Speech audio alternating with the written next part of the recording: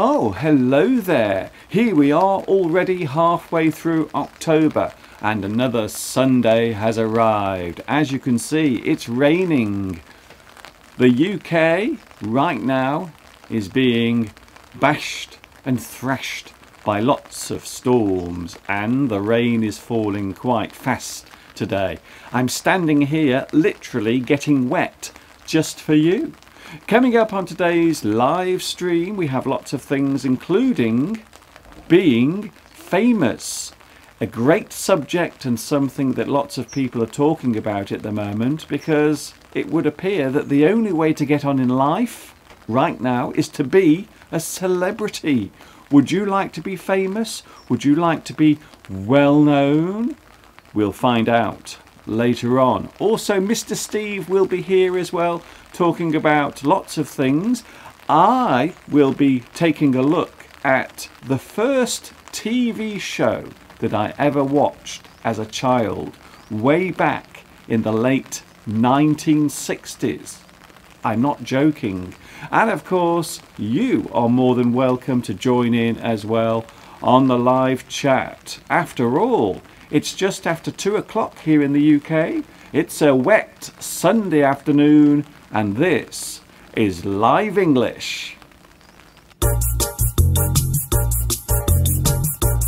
Live from Much Wenlock in England on a Sunday afternoon. This is Live English.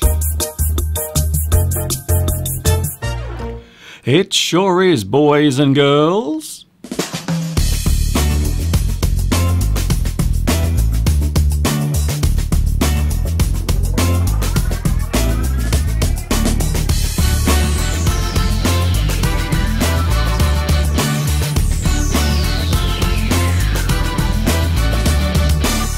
Go on, give us your best smile. Give me a big smile. Show me those lovely white teeth.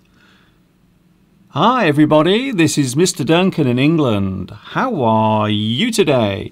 Are you okay? I hope so. Are you happy? Well, are you happy? Are you really happy? I hope so. Here we go again. It's Sunday once more and already we are halfway through October. I can't believe we are just a few weeks away from the end of the year. It seems amazing, really, don't you think so? Today, a very special lesson. We are talking all about being famous. As you can see, I am wearing my superstar clothing today. I am dressed as a celebrity, even though in real life I'm not. A lot of people think that I'm famous, but I'm not, honestly. I'm not a famous person. Not as famous as this guy. Ah, yeah. Coming up later on, we have lots of things to talk about. But first of all, as I've already mentioned, it is a little bit wet outside. Let's take a look outside, shall we? So there it is, the view right now. It is a very gloomy, miserable, wet day outside in the garden. And as you can see, the rain is falling. We have been battered, literally battered by storms this week.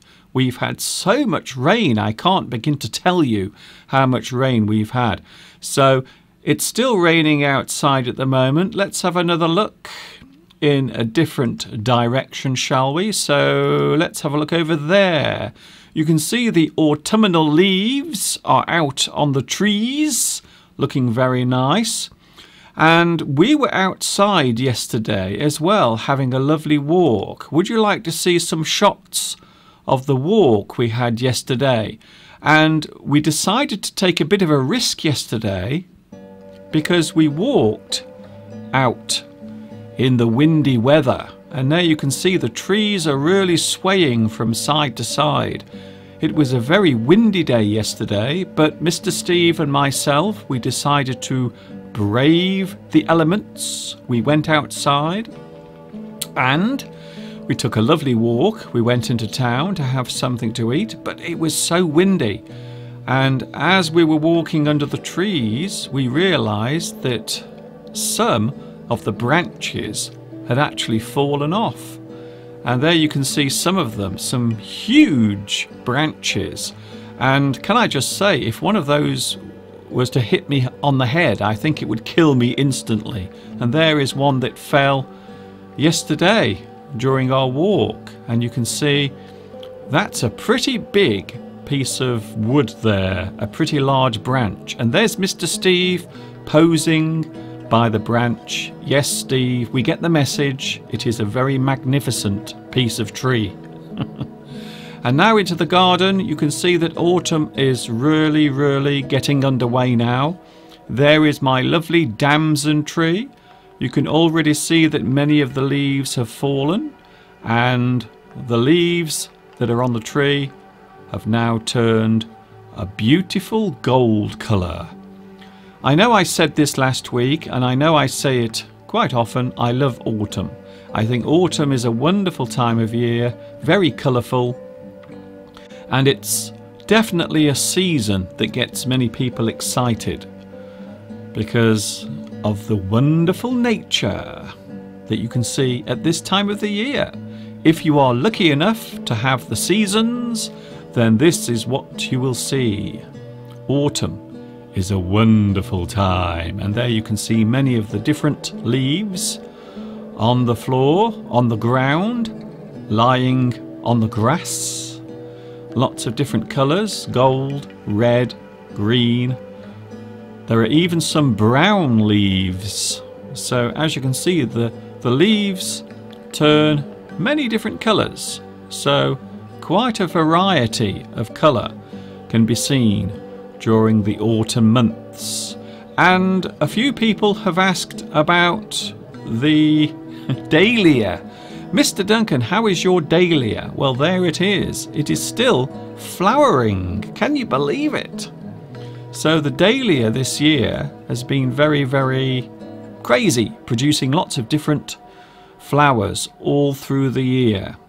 And there you can see it is still in flower. So I hope you enjoyed that. And of course the rain is falling. It's not a very nice day today. Everything has changed. So we had wind yesterday, and today we have lots and lots of rain and also wind as well. As if it wasn't bad enough, now it is raining, and it's really coming down quite fast. Later on we are going to check out the spider cam. It's been a while since we've checked in on the spiders. So today, that's exactly what we're going to do. I have placed one of the spiders in front of the camera, so we will be taking a look at the spiders today. Yes, we still have the spiders. It's nearly 5 months now that we've been looking after these spiders for one of Steve's friends. So the spiders are still here, and lots of people are interested. They want to find out how the spiders are doing. They are okay. I think they're getting bigger. I've noticed that one of them seems to be getting larger and larger. We are talking about fame. Have you ever met anyone famous? We'll be taking a look at one of my video lessons that I made all about fame. We will take a look at some excerpts from that lesson a little bit later on. Also today, something we mentioned last week that I haven't actually got around to showing you. So today we will have the weigh-in. We will be weighing me. I can't believe it. So today we will find out exactly how much I weigh. And perhaps you would like to make a guess at how much my body mass is. So here we go. It is the live English stream for a Sunday afternoon. Lots of things to come. Have you ever met anyone famous? Would you like to be famous? Would you like to be a big celebrity? Do you think it's easy being famous, or do you think it's very difficult? Let's have a look at the live chat, shall we? Because, of course, we are here with the live chat. And, wow, quite a few people are already on. So let's see who is there. the big question is, who was first on the live chat today? So let's go right back to the beginning to see who was first. Eventually. Oh, it's very busy today. I've just noticed it's very busy on the live chat already. Wow. Welcome, everyone. First on the live chat today was Matrix. Matrix Tricks 2018 says, hi, you are first on the live chat. And of course, that means that you get a big round of celebrity applause.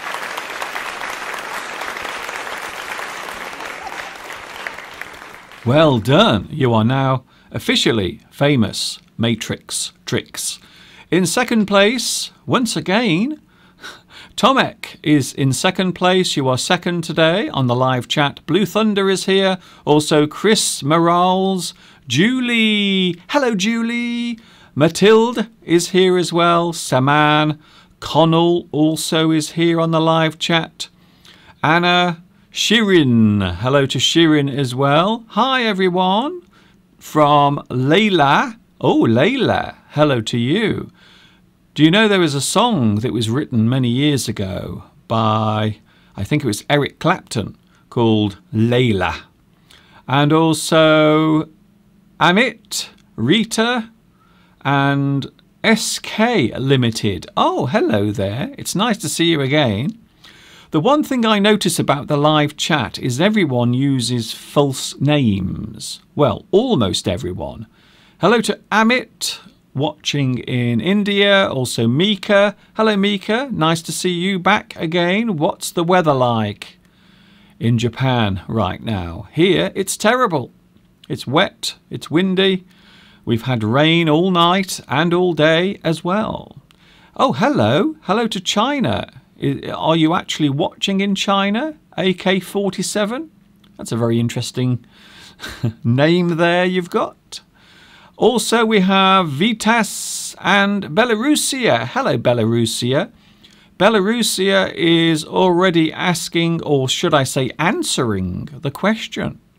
No, I don't want to be famous. Well, just a little, but not too much, not too famous.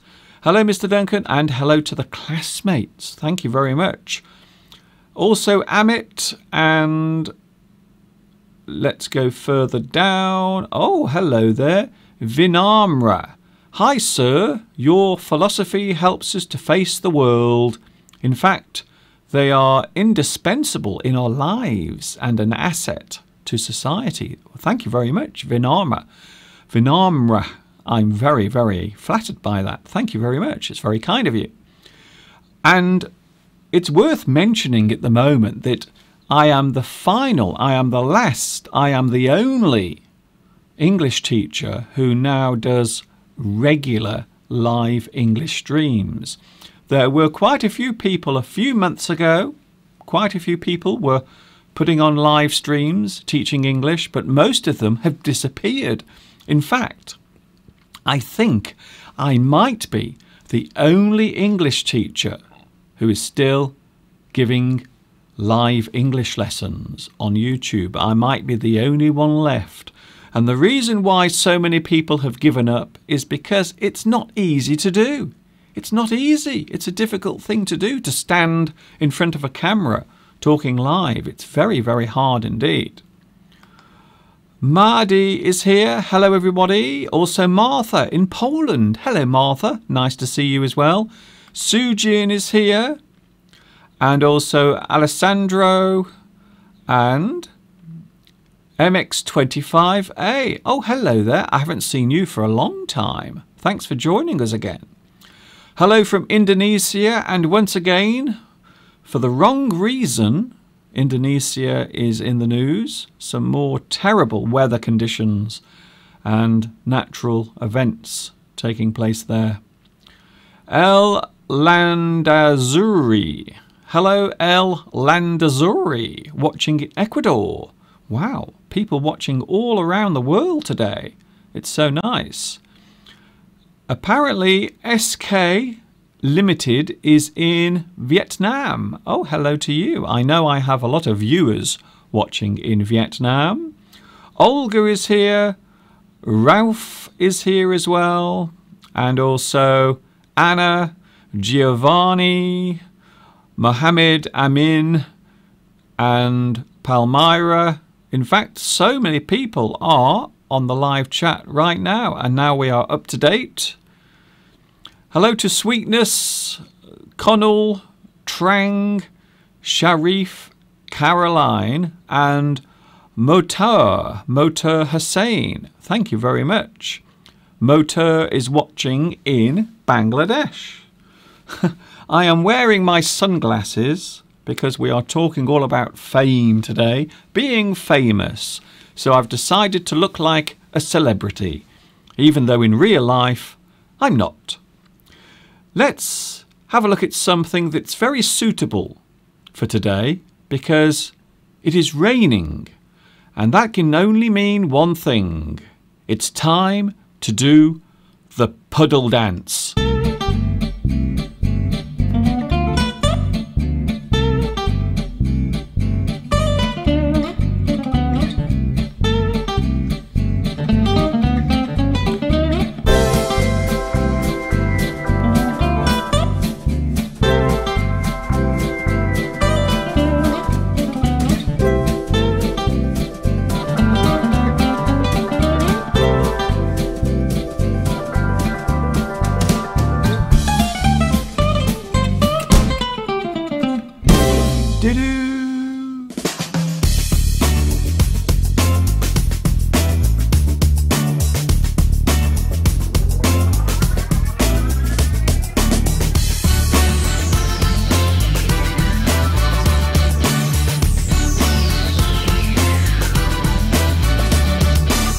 It is Sunday afternoon. It is the 14th of October.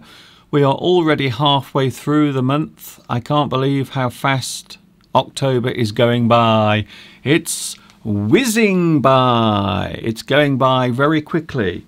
Talking of doing things quickly, there are many ways of telling a person to do something quickly or quicker. First of all, you can say, hurry up, hurry up. If you want a person to do something quicker, maybe they are going too slowly. You can say, hurry up, Mr. Duncan. You're walking too slowly.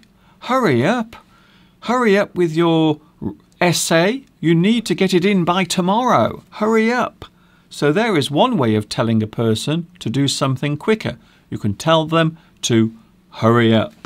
Also, you can say, come on, come on. If you want to encourage a person to move quickly or faster, you can say, come on, come on. It's a way of saying, hurry up, do something quickly. Come on. Another way of telling people to do something quickly, get a move on, get a move on. Do something faster than you are right now. Tell them to do it quicker. Get a move on. Do it quickly. Also, you can say, chop chop. Chop chop. That means hurry up quickly. Chop chop. Don't be so slow. Do it quicker. Chop chop. He is possibly my favourite of all. Pull your finger out. Pull your finger out. If we tell someone to pull their finger out, it means that we want them to do something quicker. We want them to stop being so slow. Or maybe they are behaving in a lazy way. You want them to do something quickly, but they are taking too long. You can say, pull your finger out. Pull your finger out. I like that one. It's quite nice, that. You can simply say, quickly, quickly, do it, quickly. And you will notice also there is an exclamation mark at the end of the word. So we are telling someone to do something quickly. Quickly! Finally, we can also say, I haven't got all day. I haven't got all day. That means I'm in a hurry. I can't wait around for you to finish. You need to do it quickly. You need to hurry up. I haven't got all day. So I hope those help you out with your word power and your English in general. Back to the live chat, and then we are going to take a look at something that commemorates an event that happened this week.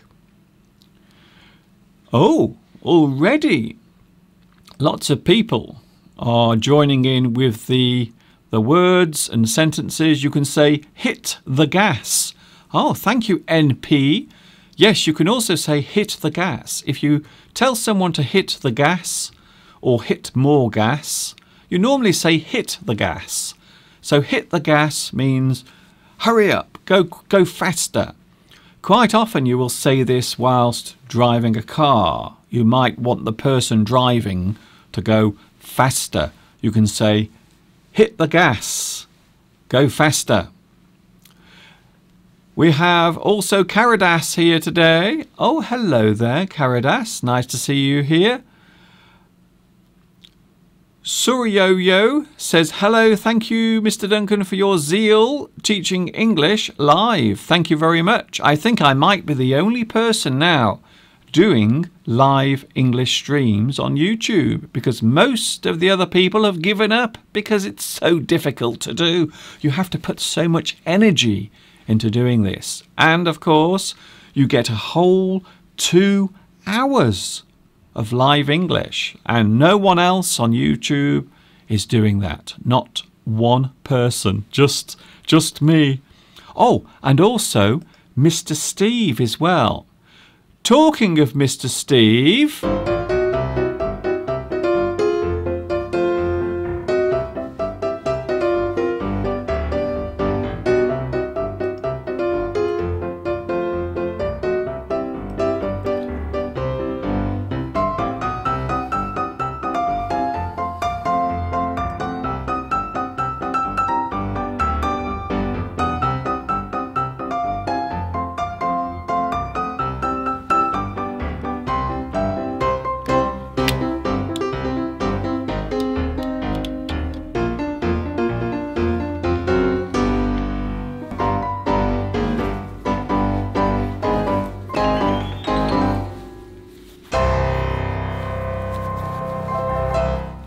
there he is. Mr. Steve will be coming later on. Okay, I've taken my sunglasses off now because I couldn't really see what I was doing, to be honest. So let's have a look at something special. This week we celebrated, here in the UK, we celebrated National Egg Day. And I thought it would be interesting to take a look at an excerpt from something I did on one of my live streams.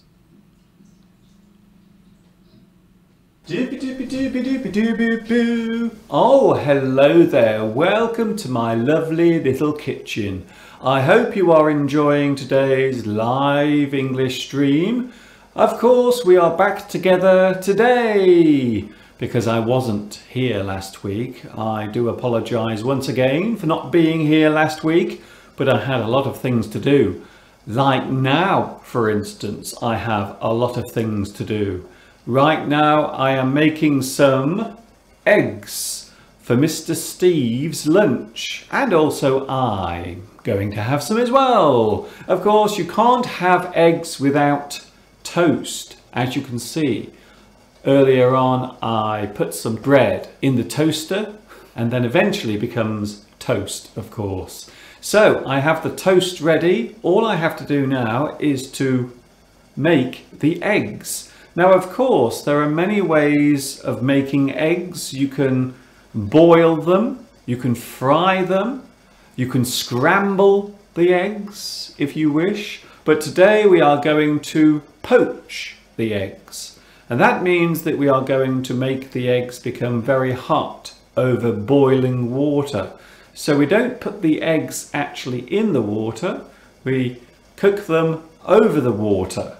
And of course the water has to be very, very hot, which it is now. So the water behind me is now boiling on the stove, and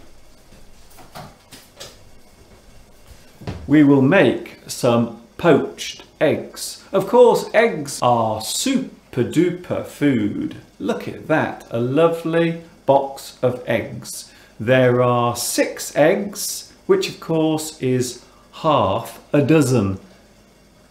As I said earlier, when you poach eggs, it means you cook them over boiling water. You don't put them in the water. So first of all, we have to break some eggs. There is a great expression in English which goes, you can't make an omelette without breaking some eggs. Of course, eggs are very good for you. They have lots of protein and also lots of good cholesterol as well. Many years ago, people thought that eggs were bad for you, but now a lot of people believe that eggs are actually quite good for you. In fact, they recommend that you eat at least 1 egg every day. I'm not sure how true that is, but I love eggs, and so does Mr. Steve. So, without any further messing around, let's get on with today's meal. We are making some poached eggs. We need to make sure that the eggs don't stick to these small cups. Can you see? So we are going to break the egg, each egg, and put it in one of these small non-stick cups. But I'm going to put a little bit of oil in there as well, just to make sure that the egg doesn't stick. So just a little bit of oil, not too much. Do. Oh. Oh. Now Mr. Steve only wants 1 egg, and I'm only having 1 egg as well. So the really difficult part is going to be breaking the egg. Now, of course, there are many ways to break an egg. I prefer the old-fashioned way, which is to just use a knife and break the shell at the edge. So, let's do that, shall we? Let's break some eggs.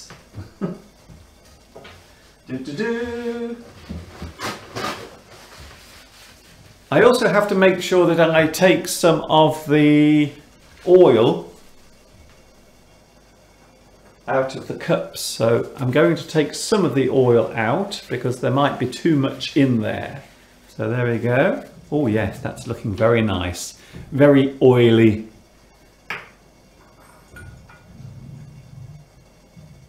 And the other one. So we have some nice oil in there to make sure that the eggs don't stick.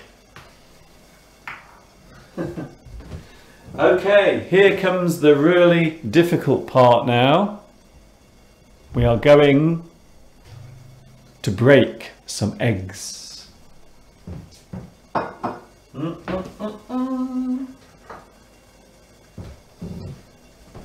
So first of all, I will break the first egg. Hop, hop, hop, hop, hop, hop. And then I will put it into the small non-stick cup.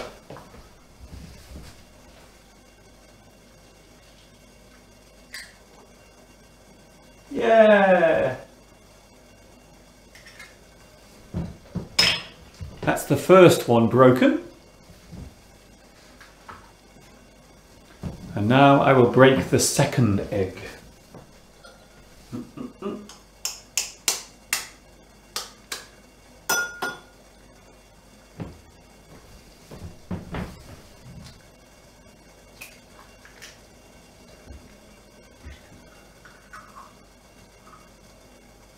Yeah, that is done. So both of the eggs are now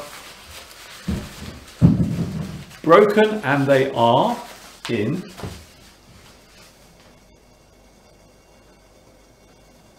the non-stick cups. So there they are, can you see? And they are now waiting to be poached. So here we go.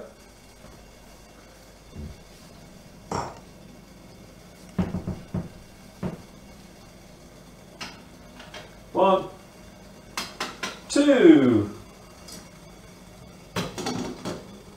And that's it. That's all we have to do. We now have to wait for around 4 minutes for the eggs to go solid, and then I will serve them on a plate with some toast for Mr. Steve. Of course, some people don't like eating eggs. They don't like eating anything connected with animals, and we call these people vegans. So vegans don't touch anything that has come from an animal, and that includes eggs.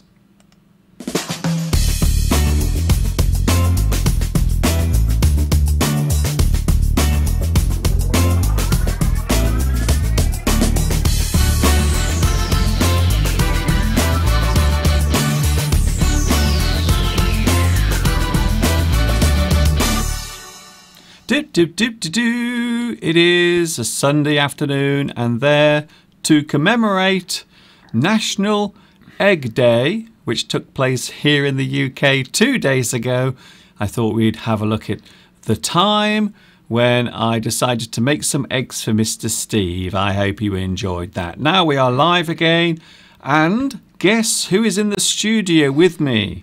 I will give you a clue. It is something very creepy, something that makes a lot of people scared, and something that, well, terrifies little children. Yes, it's the giant spider. Did you think I was going to say Mr. Steve? Well, okay then. What I meant to say was, here is Mr. Steve. Hello, hello Mr. Duncan, hello to everybody out there in the world of English. Once again, I'm very happy to be here with you, Mr. Duncan, on this, well, not a very nice day. It's very rainy today. It's a bit miserable. There it is. But we're inside, nice and dry. Look at that. Feeling happy. I'm feeling happy, just like Snow White. Some people would say, I've just noticed you showed that video of you making some eggs. Yeah. Mr. Duncan, or some people describe my head as shaped like an egg, looking like an egg, egg head. This is true. Oh, is that it? I thought yes, or some people do, you know, when you haven't got any hair, some people say, oh, it's got a bit of an egg head. But of course, people like us don't care, because I'm used to not having any hair. And although it devastated me in my early 20s, it doesn't anymore. Oh, hello. What are you doing, Mr. Duncan? There you go, wait. Do you want me to hold it? So today we are talking about being a celebrity. Put your head up slightly. That's it. So today we are talking about being a celebrity. And today we have a special guest in the studio. It's Bruce Willis. Bruce Willis from such films as Hudson Hawk. Do you remember that film, Hudson Hawk? No. It's one of the worst films ever made. And Bruce Willis was the star. You will never see that film on his CV. Am I going to have to wear this the entire lesson, Mr. Duncan? So today we are talking about being a celebrity, being famous, and we have Bruce Willis here in the studio. Now, what I love about Bruce Willis is he doesn't care. He has no worries about appearing bald.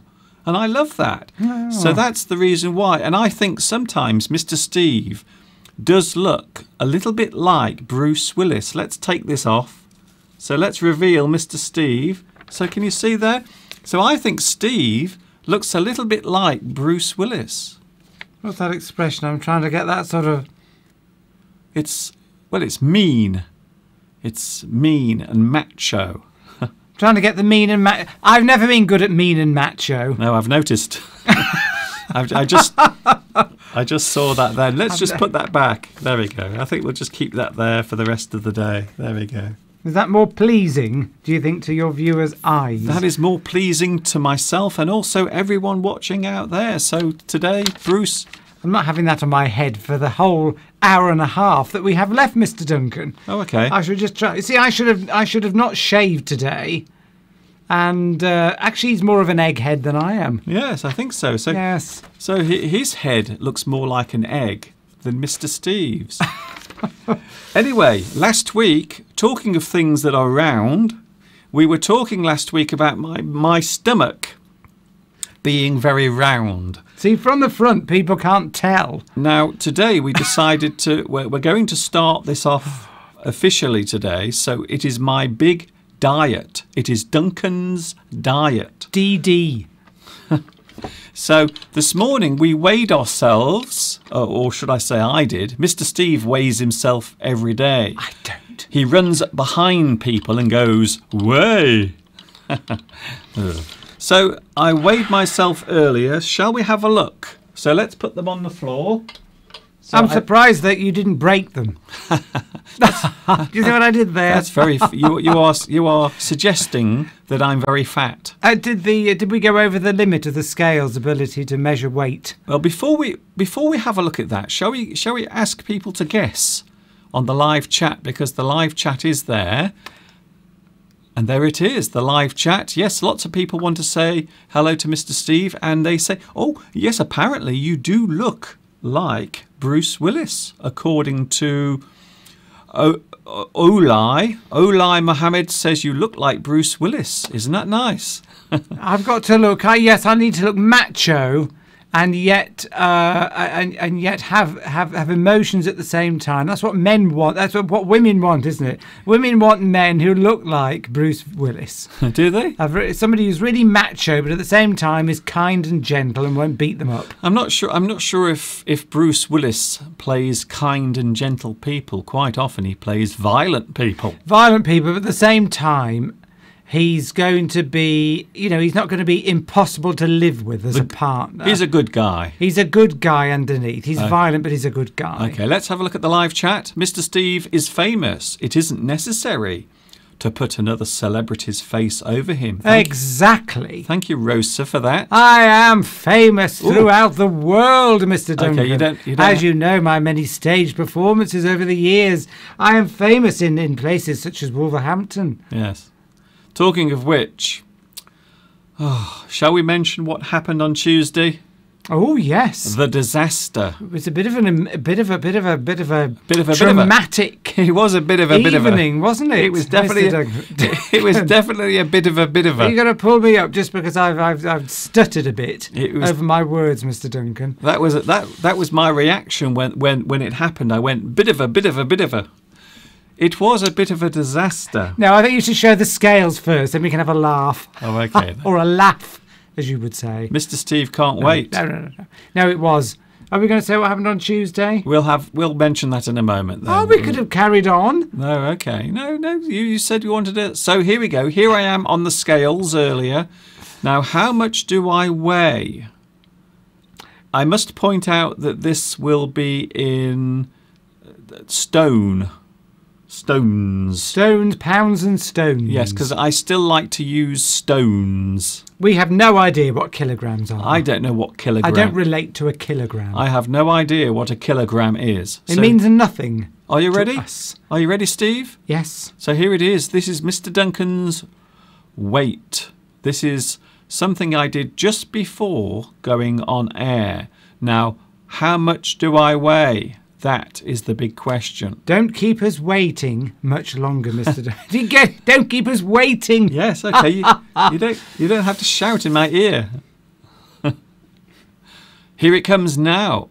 Be prepared to be shocked. What is Mr. Duncan's weight? Oh no. Oh no. Here we go. Whew.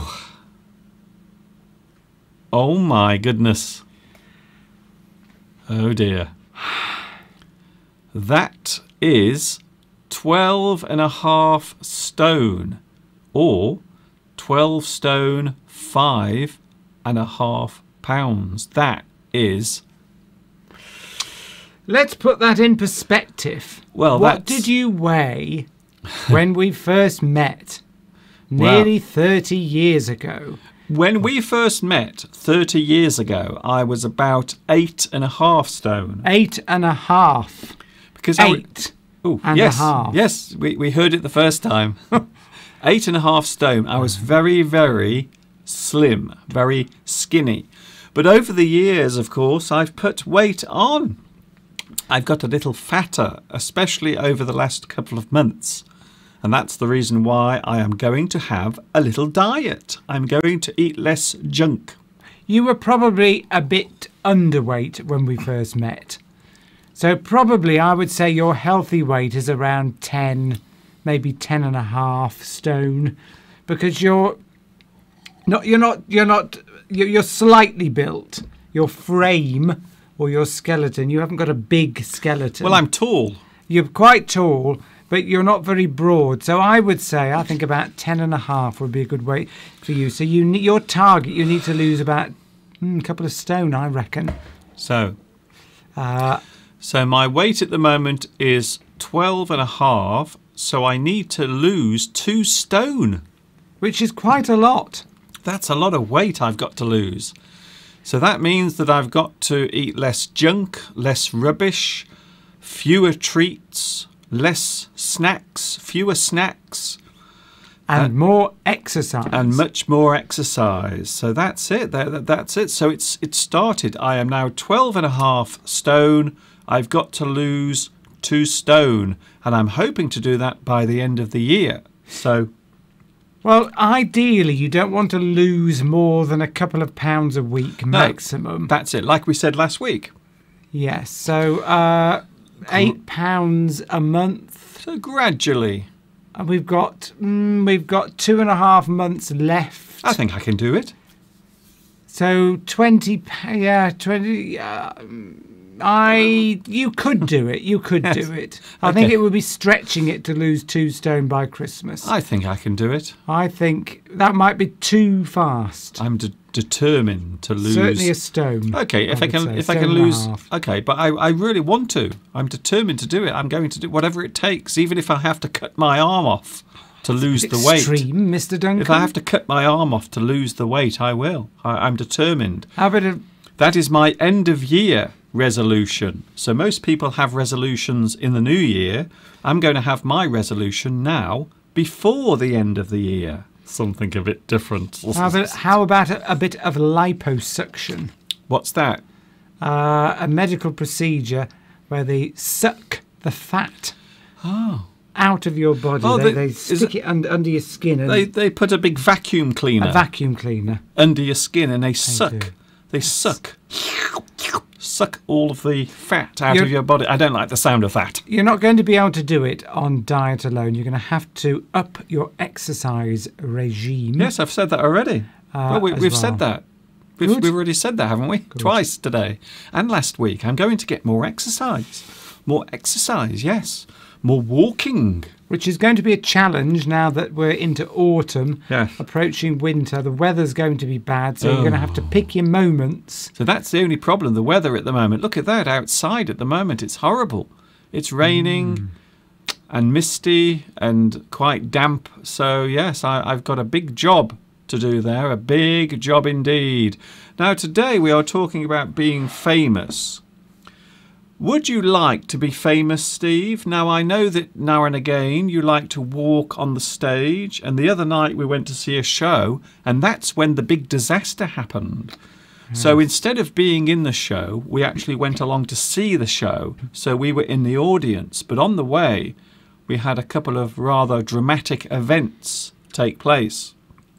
One of them, whilst driving along the motorway, suddenly there was a big traffic jam, so the traffic slowed right down and we were stuck. But then something even worse happened. Whilst we were sitting in the car, someone hit the car from behind. Someone, poof, ran into the back of us. We were rear-ended, Rear-ended. not in a good way. It's been a while since I've been rear-ended. Mr. Duncan. Yes, somebody ran into the back of us.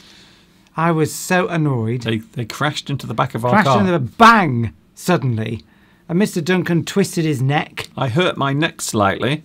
and I jumped out, ready for a fight. You were very angry. I was furious. Steve was Furious. Steve was saying some really, really disgusting words, like words beginning with the letter F, words beginning with the letter B, and B? I think one of the words began with C. No, it didn't. No, it didn't. C, You're yes, exaggerating, he Mr. did. Duncan. No, I didn't. He said the C word. Well, I look after my cars. We were I don't know how he went into the back of us. But yeah, Anyway, well, I leapt well, out. I think we know he wasn't concentrating. I think he was texting on his phone. And Because when he got out of the car, he had his phone in his hand. But the other thing, of course, was when he got out the car, he was very apologetic. He was really worried that you were going to phone the police. I was mad! I was mad! I was ready to beat him up! Give me all your money! I nearly said to him, how dare you go into the back of my car! Right, boom! Stop doing that. I became Bruce Willis. Steve, you're breaking the I instant. was ready for a fight, Mr. Duncan. Nobody goes into the back of me and gets away with it. Oh, I've got to reduce my stress levels. It's made my stress levels go up. I was angry, Yes, okay. but luckily, I mean, have you ever had anybody Sorry about run that. into the back of you You realise when you've been driving? half of our audience is just gone because of that. There are people watching with headphones. Yeah, but the other half are excited and fired up to watch even more. But half of our audience are now deaf. Oh, they won't be deaf, Mr. Duncan. Okay. But the thing is, when somebody went into the back of me, only about 6 months ago, it's happened twice in the last 6 months. Yes. Which is, it's never happened to me ever before in 30 odd years of driving. And suddenly, twice within 6 months, and both times, it's people on their phones texting. Yes, but the worst part was the guy who hit the car didn't have any insurance. No insurance, nothing. No insurance. He begged me not to call the police. Yes, he said, don't call the police. Please don't call the police. Please don't call the police. Now, luckily for him, and it's quite often the case in these sort of low impact rear collisions, he was probably only going between 5 and 10 miles an hour. Yes. It done no damage to my car at all. I couldn't see anything. Yes, so that there might be a very tiny scratch, but fortunately, there isn't any damage. And of course, this is something we're moving on to later because we're talking about cars, and this is the yes. This is the thing we discussed just before we started the live stream. Please tell me you remember. Yes. Whew, thank goodness for that. So we're talking about cars later and also being sentimental as well. Are you a sentimental person? Now, I think Mr. Steve is quite a sentimental person, maybe more sentimental than I am. You like to hold on to things that remind you of the past. I do. I don't like to throw anything away. I keep hold of everything. I keep hold of sort of old things that have gone past their best. Yes, I like to keep on now. I was going to say the same, Mr. Duncan. I also keep hold of old things. Things that have passed their best, you could get rid of them and get something new. Yes. You don't have to keep shouting, by the way. I'm not shouting, I'm just talking normally. I'm getting excited. You know how I get excited, Mr. Duncan. Yes, well, we've noticed that. And I'm in front of a live camera. Yes, okay, we've noticed that. We've noticed it. We've noticed it. People are going to start thinking you're on drugs or something. I'm not. I'm just high on life. Okay, then. Which is the opposite of what I was like a few days ago. Maybe we need to cut that supply off briefly. That's a lot. So, yes, sentimentality. So would you like to be famous, Steve? That's a very difficult question. Is it? It is. I don't think I would. I'd like to be sort of not very... No, I wouldn't want to be very famous, no, because I think your life becomes very difficult. You can't just do what you like. Everybody recognises you. So I think the answer to that would be no. So it depends on how famous you are. So whether you are just a small celebrity, not very famous. Yes, I wouldn't mind being successful in something and then, you know, not that you be recognised in the street all the time. I don't think I'd like that. And then people following you and taking photographs of you. I think that would make your life very difficult. That happened to me. That happened to me in China. I became a minor celebrity in China, and that did actually happen. So I had a taste of being famous whilst living in China. You did? And I must admit, I didn't really like it all that much. I found it a little annoying at Have times. we got anybody famous watching us now? Is there anybody watching us now who is, in fact, a celebrity? Really? Famous on the television? Well, you don't know. I don't We could know. have people watching us who are famous. There was somebody watching earlier who was a professional musician. In fact, there were two people. Oh, I so see. they could be famous. I'm just See, that's the sort of thing. I'd like to be very good at something, but not necessarily noticed. wondering. much. I'm just wondering how many people we've made deaf. So let's have a look at the live chat. So let's go back slightly. Oh yes. So £1 equals 0.45 kilograms. That's about right. Okay then. I still don't know what that is. It's Yeah, because an old £2 bag of sugar that we used to, when you buy a bag of sugar in the UK, it used to be £2. It still is, But now isn't it? It still is. No, it's a kilogram now. Oh, is it? So that is just under It's very under £2. Isn't very it? very confusing. 0.5. No, yeah, that's right. So a stone is 6.35 kilograms, says Belarusia. Whew. A stone is 6. Yeah, that's So about right. 1255 stones is 6.35 kilograms. Is that right? Oh, 80 kilograms. Apparently I weigh 80 kilograms. That doesn't sound right to me. Oh, 79.69 kilograms.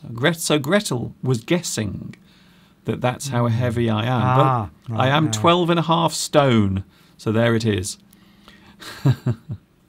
Mr. Steve is furious. Yes, he was. I hope it didn't hurt your ears too much. Thank you, Albert. Oh, thank you, Albert. Yes, Albert has guessed all of the words. No, I didn't use the last word, Mr. Duncan. Are you sure? I am sure. Okay. In fact, I then. only used the first one. Apparently, we've damaged Albert's ears. Albert says his ears have been damaged. Oh, Okay. dear. That serves you right for having headphones. Chris says, I meet local movie... I met. So the past tense of meet is met.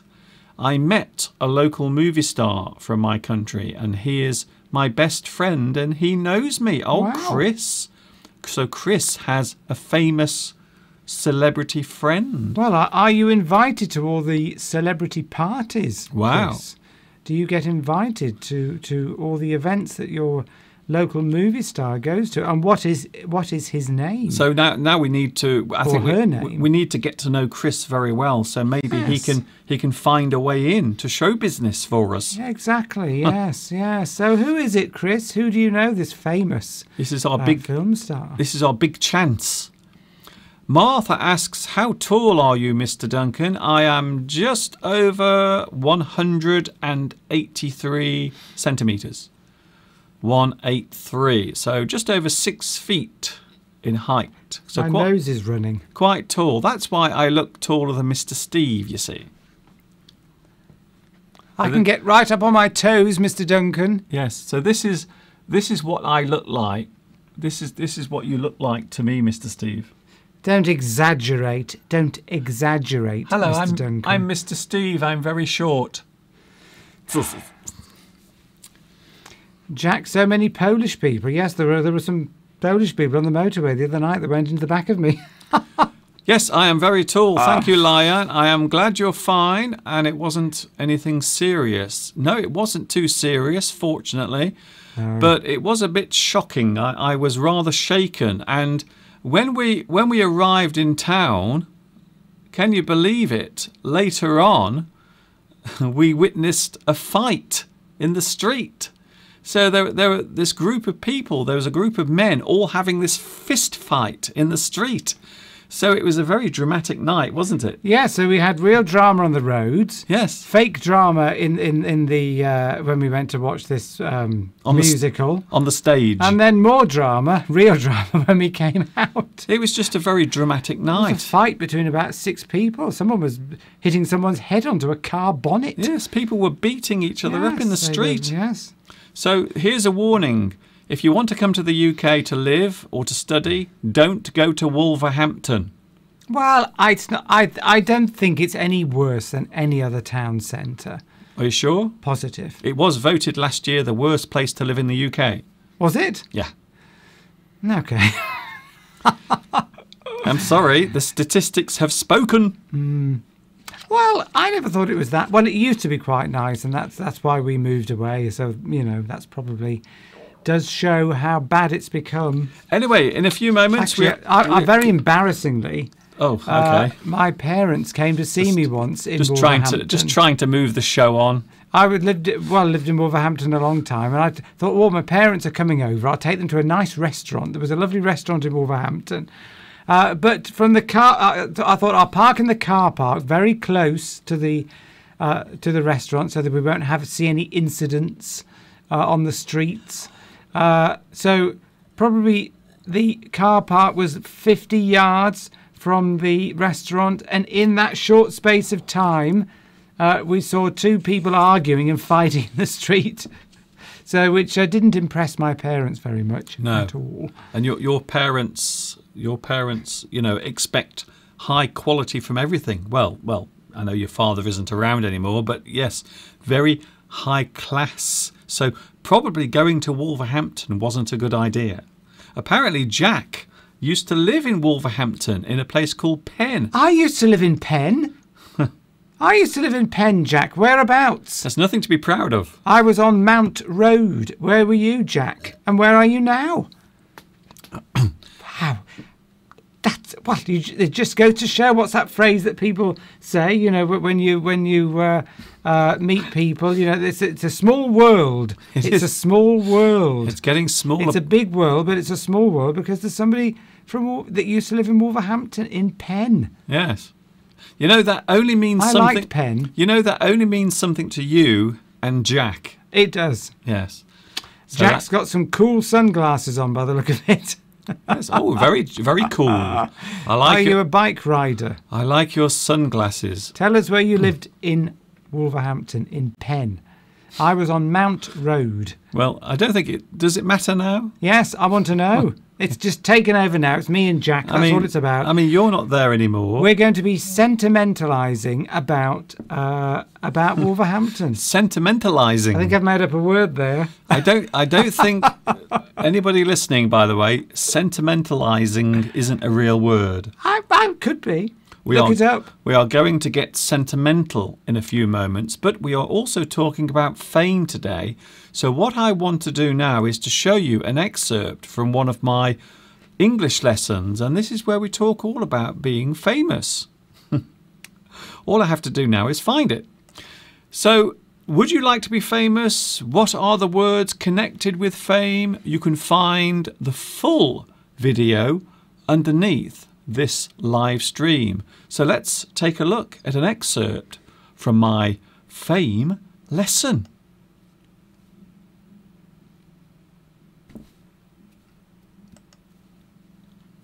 Hi everybody, this is Mr. Duncan in England. How are you today? Are you okay? I hope so. Are you happy? I hope so. In today's lesson, we are going to take a look at something that seems to take up so much of our attention these days. In this lesson, we are going to take a look at fame and being a celebrity.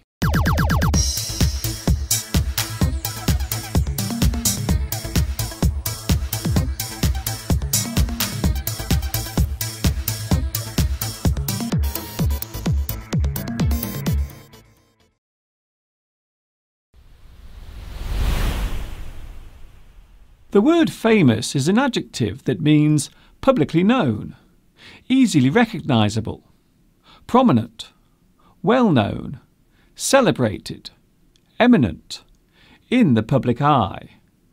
We use the word fame to state that a thing is famous. So fame is a noun and famous is an adjective. We can also describe a person who is famous as a star. The word is often prefixed with the thing they are famous for doing or the field that they are in. Music star, football star, TV star, movie star, pop star. A famous person can be described as a star, personality, or as a celebrity. More often than not, the word celebrity is used especially when describing an event where famous people will be seen. A celebrity dinner or a celebrity gala. The word glitzy can also be used, which describes an event where many famous people will be.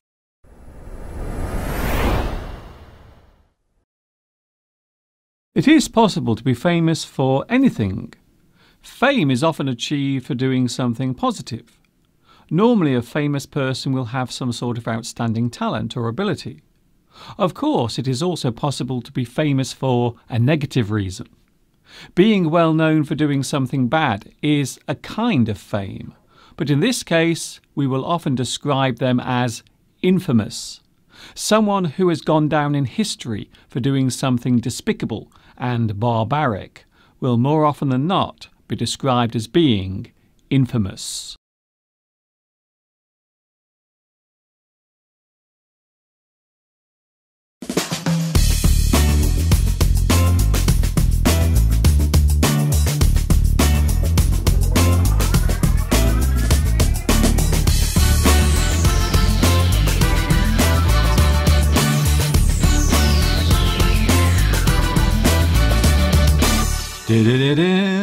It's a Sunday afternoon and everything is okay in the studio. Outside it's wet and miserable, but here in the studio it's ever so nice because we've got Steve and me, Mr. Duncan, live on YouTube. We are the only people now that do live English streams on YouTube. Everyone else has finished, they've quit. They can't stand the pressure. Tell all your friends. Get them all to watch us. Yes, it's only Mr. Duncan and Mr. Steve now, live every Sunday on YouTube. Let's put the details up on the screen for those who are interested. So every Sunday, this is the only live English stream that is on every week. Everyone else has quit. They've stopped. They can't do it. It's too much pressure. Losers. It's too much pressure. What a bunch of losers. Losers. Losers. No, we're only joking. I want to see if Jack has answered my query about where he lived in Penn. Do you know Jack? I don't know him. No, you don't know Jack. Let's see if Jack's back. Isn't that a film? Oh, he's not going to tell us. He's being too shy. Jack's back. Let's have a look, shall we? So there is the live chat, but the big question is, I don't think Jack's going to tell you. It's a secret. Bless you, Steve. Too much dust in this studio, Mr. Duncan. This is going well. Jack, I lived in... Oh, no, that's it. I don't think Jack wants to tell you. I think it must be a secret. Are you too shy, Jack? Come on, tell us where you lived. I think he's probably embarrassed. He's probably embarrassed to tell people that he lived in Wolverhampton. Well, he has told people. Yes, but I think he's probably burning his computer right now and changing his name. Pedro says that he's lost 3 kilograms. Oh, okay. About 6 pounds, so that's quite well done. That's good. Well done, Pedro. It isn't easy losing weight. You need a lot of things such as willpower and motivation, and you really need to believe that you can do it. You need to tell yourself that, yes, I can do this. By the end of the year, I want to lose some weight, and I think I'm going to do it. I'm determined to lose at least 1 stone. But you know, we'll see what happens anyway. The only problem is, Steve, I will probably put all the weight back on over Christmas. Because that's what happens when Christmas time comes. You always eat too much food, so there is a good chance You might put a couple of pounds back on. So I might actually put more weight back on. Pedro's going. Pedro's got a better thing that he needs to do. Yes. Well, nice to see you, Pedro. I wonder what Pedro gets up to now. Yes, he keeps leaving early. Where are you going? What are you up to, Pedro? Yes, who are you going to see? Who is it? Yes. Somebody new in your life? Somebody that's more important than us? I can't believe. Who is it? I can't believe that Pedro is dumping us for someone else. It is for somebody else. I can sense it. I know. I can feel it as a well. Girlfriend, maybe somebody new. My spider senses are tingling. Yes, they really are. Talking of spiders, we have the live spider cam today. Would you like to see the spider? There it is. Now, every time I turn the camera away from the spider, it starts moving around. And as soon as I put the camera on, it stops moving. It's rather annoying, actually. So there it is, the spider cam. If you are afraid of spiders, I'm ever so sorry. And now we're back. Something even more scary.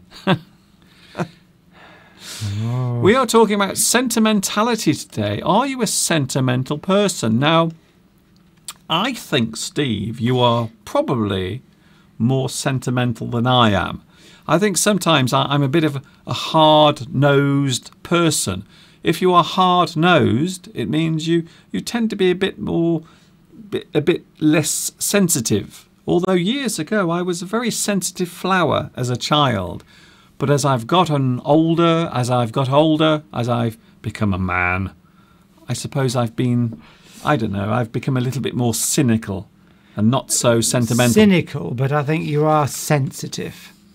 So, are you a sentimental person? Now, Mr. Steve has some words to show. That word? Yes, that's great. I didn't know you were going to do that as well, Mr. Duncan. Well, we can have one each. Yours is bigger than mine. Nothing new there. You're sentimental. What does it mean, Mr. Duncan? It means you're sort of indulging your emotions, doesn't it? Yes. You're sort of thinking about past events. Yes. Often happy events from your childhood or happy relationships. A sentimental person will hold on to the past.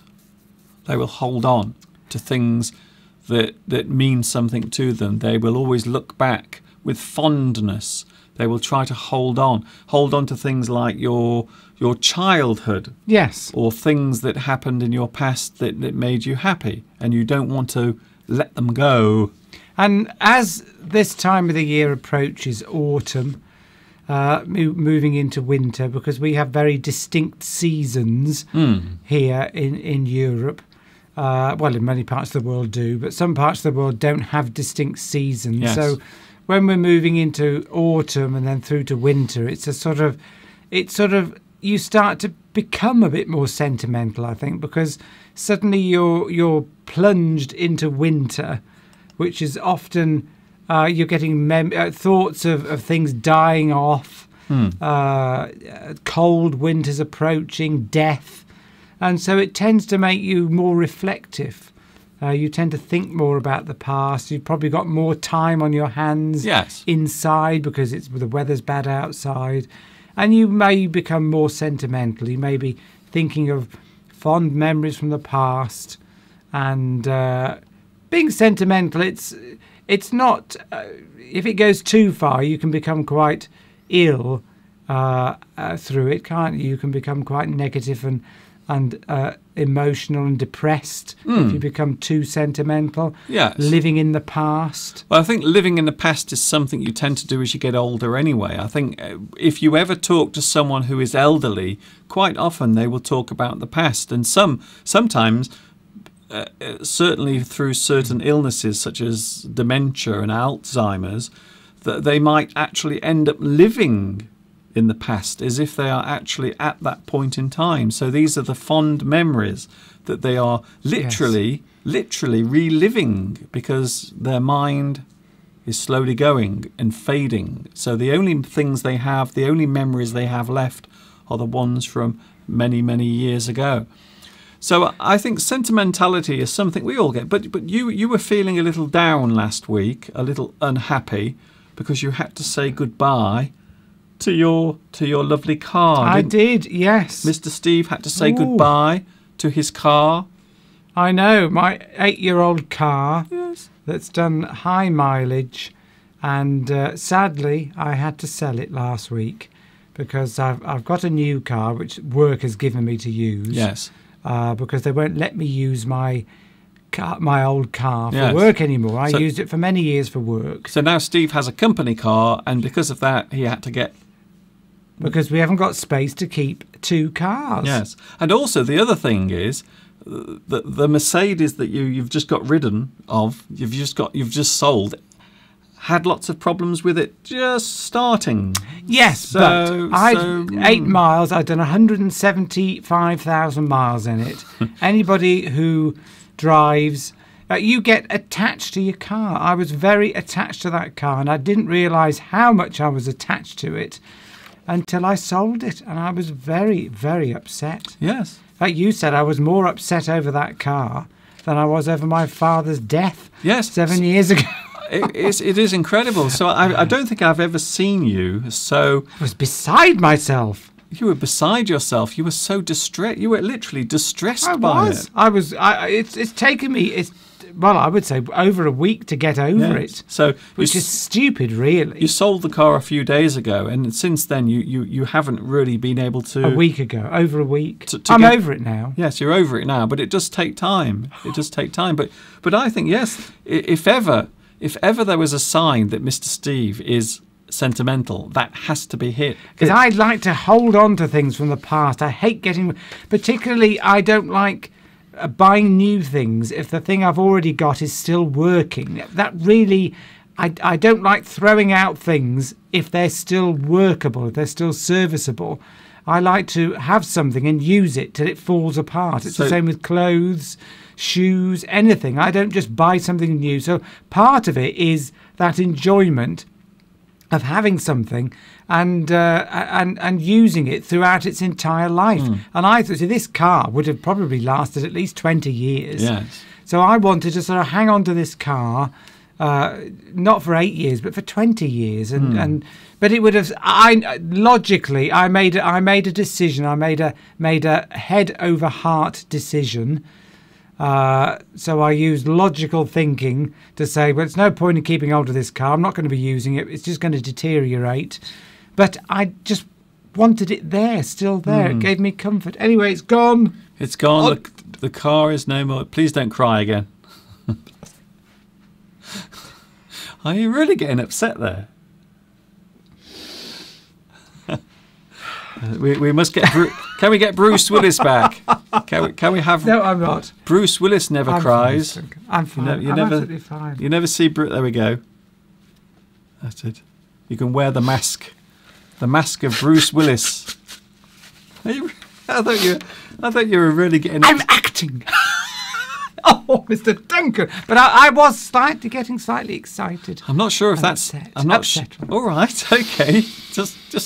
Just take I'm a in deep. my beautiful car. Take a deep breath. Put your headspace on, or whatever it is. Oh, yes. I've started doing that. Bit Your- of meditation. So I'm losing weight, and Mr. Steve is doing his meditation. So do you have an example of something that you've kept for many years? Strangely enough, I've got lots of plates. Yeah, I think you've got one on your head. Here's one. See this plate here? It's smoked. It's toughened glass, but it's smoked, Okay. which you can't find anymore. And I've had this. I bought this plate when I was a student, back in 1982, 1981, and I've still got it to this day, and I still use it most days. And I don't know why. I just like this plate. It's tough. I don't know. I just like this plate, so I keep using this plate. And look at these lovely plates here, Mr. Duncan. Now they look very old. These are I can't hold them up properly.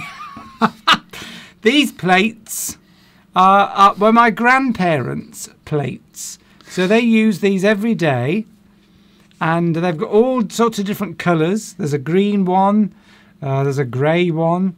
This one is one's yellow and pink, and you don't see plates like this anymore. And when they died, I remember these plates, and I wanted them, and we still use them. Yes, but they look like something that the Queen might eat her sandwiches. They do, because people of that generation, sort of that grew up during the war years, they used to like to have expensive cutlery and expensive plates and things like that to eat off. It was just something that people did. Have you licked that plate? No. And bizarrely enough, you wouldn't think that these plates must be nearly 100 years old. So these plates are nearly, approximately, I would say 100 years old. Well, probably, I would say they probably bought them after the war. No, so probably. Let's see how strong they are. I would get mad again, Mr. Duncan. I'm going to take these very carefully away. I'm not sure. Have you ever stopped being mad today? I think you've been mad for the whole broadcast. I think they're about 70, 80 years old. Oh, okay. Not 100. Okay. But, you see, I've got my grandparents' old table and chairs. I thought you were going to say bodies. My old grandparents' table and chairs, which I use the table in my office, and I use the chair as well. And though they probably are 100 years old. I mean, they're worthless. It's not very good quality, but I like keeping hold of these things. I like these links to the past. We've noticed. Or the past, as you would say. Yeah, okay then. I really did think that you were going to say I've got my grandparents' bodies. Maybe you've got them in a sort of big cardboard box somewhere, sort of like mummified. These cups are years old. Yes. These glasses. Yes. These glasses aren't. These glasses are fairly new. Here is something that I've got, and this is something that I'm very sentimental about. I'm sure you will recognise it, Steve, because it is the first gift you ever gave to me. Nearly 30 years ago. So this is the first thing Mr. Steve gave to me. Can you guess what it is?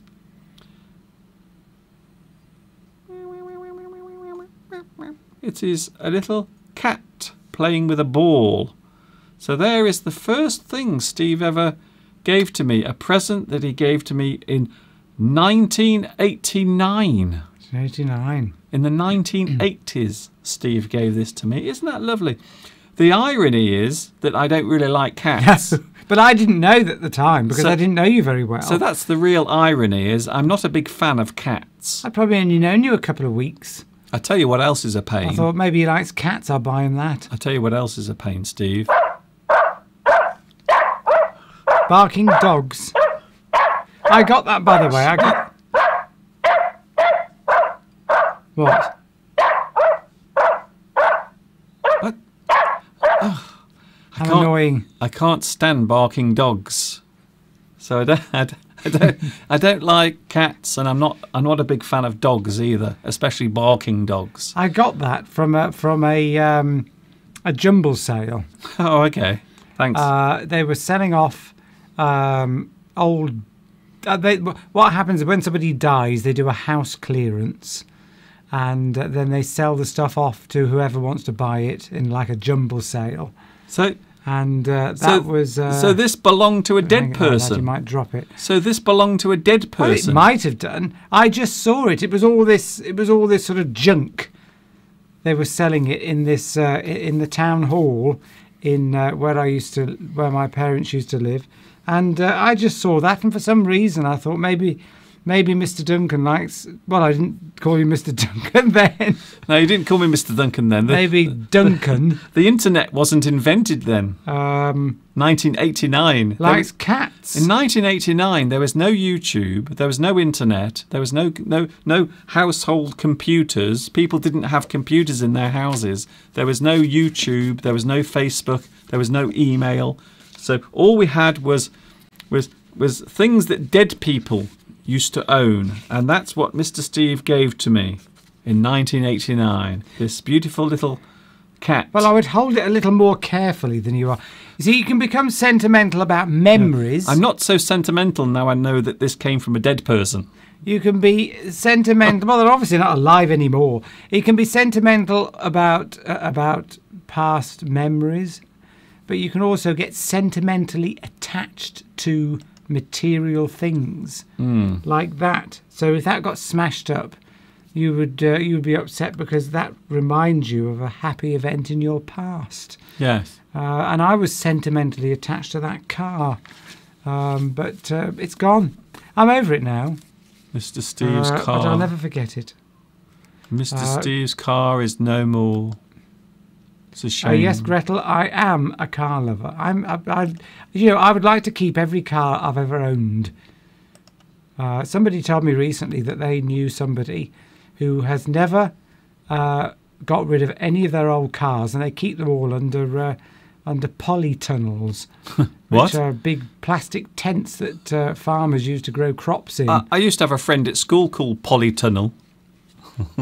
Really? Yes. Lovely girl. Jamila, no, I don't like cats. I hate cats, in fact. Oh, okay. I don't even know why I bought that. I hate cats because they kill birds. You know, I'm getting more and more confused of by the motivation that you had for buying this. First of all, it's probably been owned by a dead person, and two, Steve doesn't like cats, and he had no idea whether or not I like cats. So I might actually just throw this in the dustbin after we've finished. Suddenly, I don't feel so sentimental about this. I've got some other words that are similar in meaning or connected with being sentimental, Mr. Duncan. I like the sound of that. I like the sound of that very much. Okay, then. So show us some of these words then, please. Maudlin. Oh. Maudlin. Maudlin. That means extremely sentimental or extreme sentimentality, almost embarrassingly so. Self-pity, sad. Well, it's sentimentality that gets a bit out of control and then goes into self-pity, sadness. Often after somebody's had too much to drink, too much alcohol, they might get very maudlin and talk about the past or things that went wrong, things they regret doing and should have done differently. They just go on a lot and dwell on negative past events. So it's sentimentality, but it's the negative side of sentimentality, really. They dwell so much on the past, it becomes almost an obsession. Yes, it's embarrassing. They can't get out of the habit. It's almost embarrassing when somebody, oh, I'm so sorry, oh, I should never have treated you that way. It was all, they go on and on and on about it like that, about past events, and they're very self-pitying, really. So maudlin. So that's you don't see that word used very very often. Maudlin. Stop being so maudlin. I think people still use it. It's just sort of in certain situations. Yes. Here's another word. Mawkish. Ah, I like this word. Mawkish. This is a word that always resonates in my head because yes. Yes. I will get onto that in a moment. But after I've explained what it means. Okay. So mawkish, it's a type of sentimentality, but it's insincere, sickening, really, sickening in flavour. So it's a type of sentimentality that's sort of almost false. It's sort of when you're trying to draw out sadness or sentimentality in somebody, and it's for entertainment purposes almost. So it's sort of insincere. And you want to say something about mawkish behaviour or mawkishness on television, I'm guessing. Oh, yes. Now, that's the thing that really irritates me nowadays about watching television. Everyone has to cry at some point. You can't appear on television anymore without crying.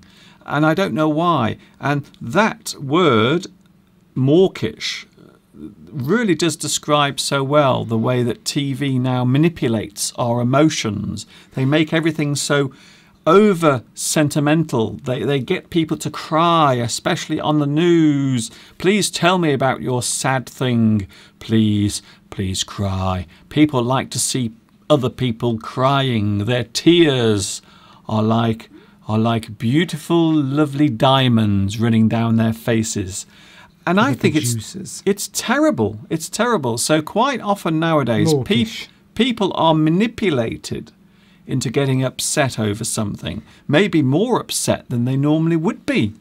So, yes, I think television is a very good example of that, especially on the news, or maybe if they're talking to a celebrity about their life and they start to remember things.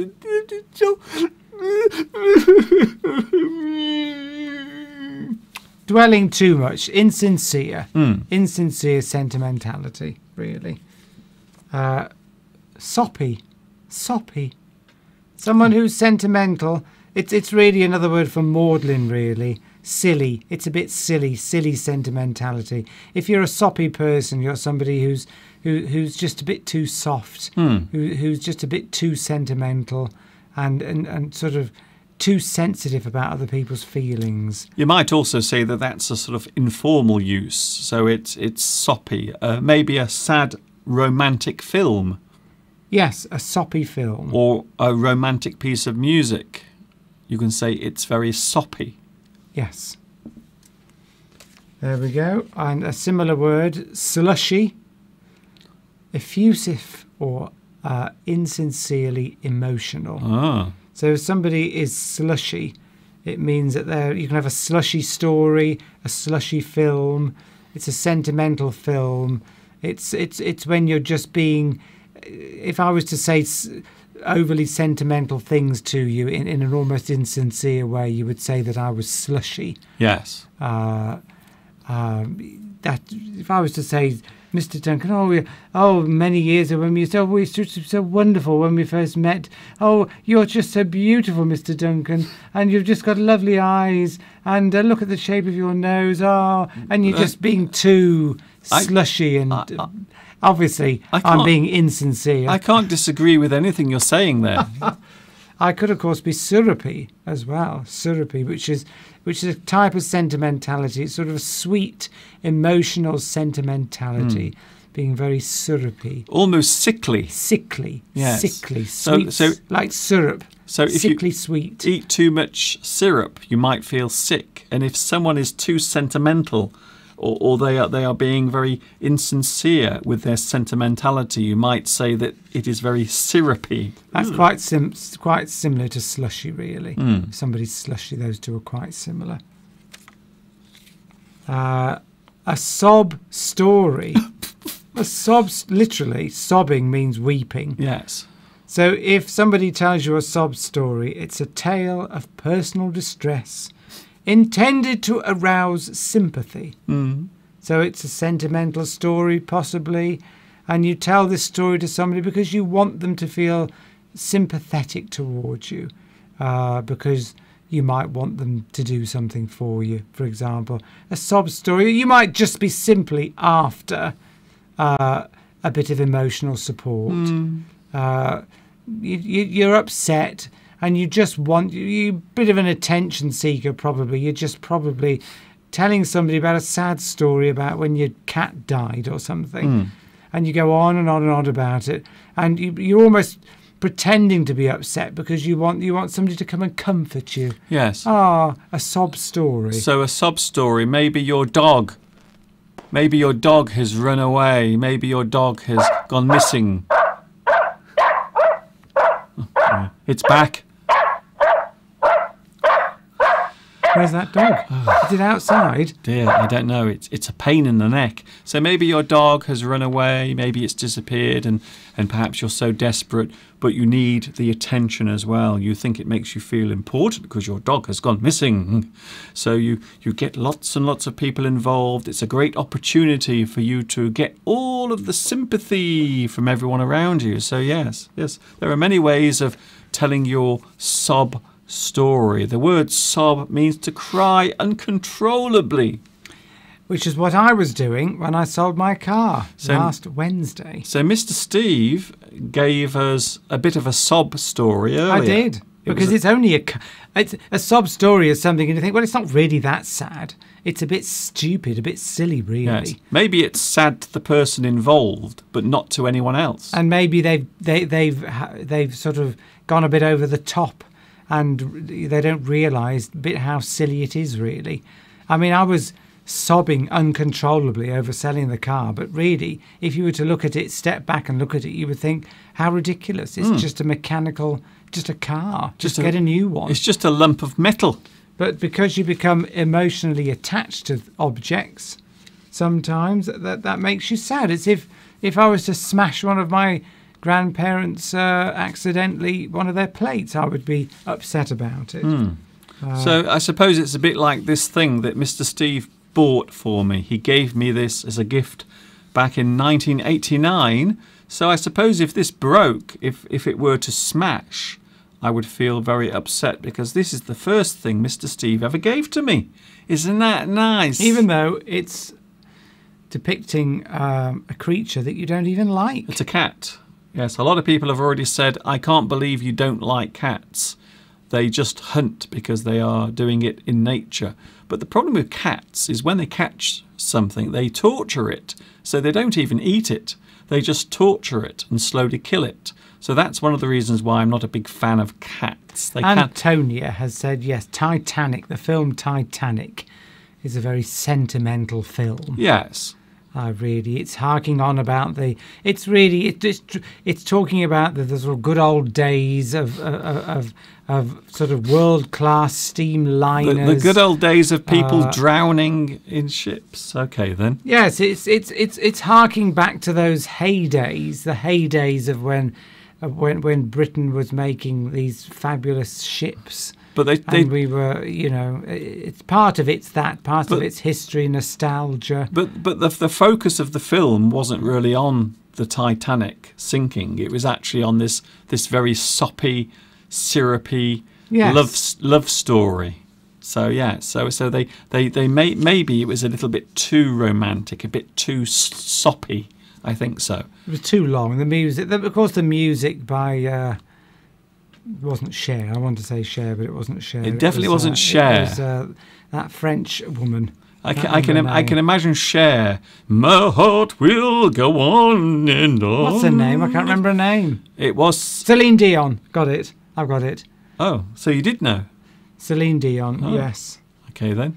That song, My Heart Will Go On, that everybody who has come to detest that song now calls it this song that will go on and on and on. That's it. But of course now everyone has the song from Frozen, you see, as the one that they really hate. So they liked it at first, but now they hate the song from Frozen. So that's it, you see. So you start liking it, and then eventually you hate it. Yes, because it then becomes too sentimental. And you can only take so much of that kind of mawkish sort of soppy, slushy way of thinking, and eventually you've got to snap back into reality. Yes, quite a few people are saying that you are more sentimental than me. No, you see, he pretends. Mr. Duncan pretends not to be, but you're quite emotionally fragile, whereas I am more resilient. I think I would say. I think you like to pretend you're not, but underneath you are. Apparently Olga has said every time you start your dog barking, my dog also goes crazy. Really? Yes. Huh. So don't worry, Olga, we're not going to do it again. We're definitely not going to have the barking dog again. So don't worry.